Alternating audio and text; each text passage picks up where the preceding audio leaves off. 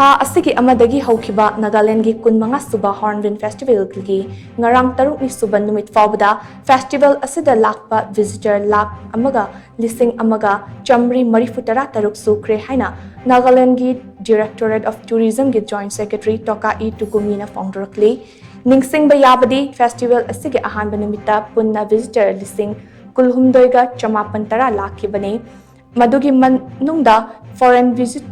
visitor yankai mathoi, domestic visitor Lishing mangaga, chamri marifu taruk amadi, local visitor Lishing tarataret ka, chamapantara mathoi oikibane. Festival asigi ngarang taruk ni chenba numitana, punna visitor Lishing taramariga, chanipan yankai taruk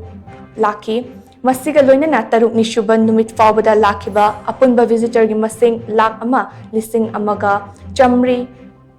marifu tara taruk sukibane. Ngarang lakhiba visitor Lishing taramariga chanipan yankai taruk adugi manungda foreign visitor chamaga